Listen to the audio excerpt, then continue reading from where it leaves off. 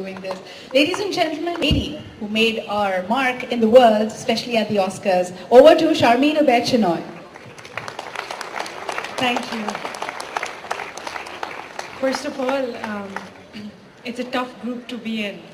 There's such accomplished women that I was up against. So I feel honored, but I equally would like to applaud all the women because they have also left their mark at the world.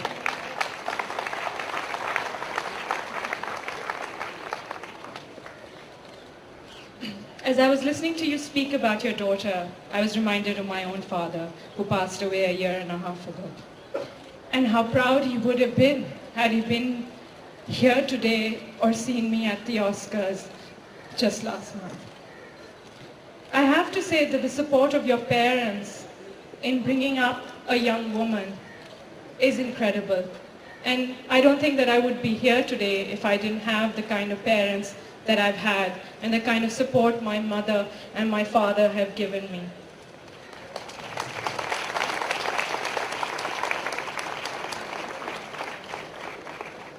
I was 17 years old and I was writing for Dawn newspaper, and I think from a very young age I always wanted to shake the boat. I actually thrive on seeing other people uncomfortable when it comes to issues in Pakistan. And I wrote this article for review, and it came out on the morning of Bakr Eid. And my father had gone off to say his prayers, and he came straight back and he said, "You can't leave the house today. They have spray painted your name with profanities across Defence Clifton." I'd written an article challenging the status quo of young men who drive around with guards, harassing other families and other young men. And it was a reflection on Pakistan society, and of course it didn't settle too well with so many people.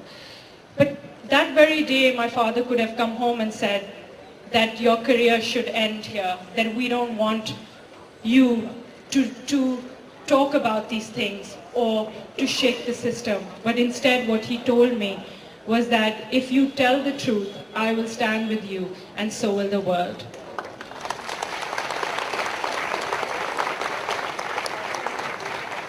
As I look around here, there are so many accomplished young women, and the onus is on us, people like you and me, to give back to this country, but also to be the voice of all those women who we don't see here today, and who unfortunately, because they were born on the wrong side of the tracks, will never see this kind of achievement, this kind of a life. But if we can be their voice, if we can help them, if we can bridge the gap, if Pakistan can produce women like myself and produce women that I featured in my film Saving Face, the Zakiyas and the Rukhsanas, who are in their own way extremely brave, then there's something very wrong with this country.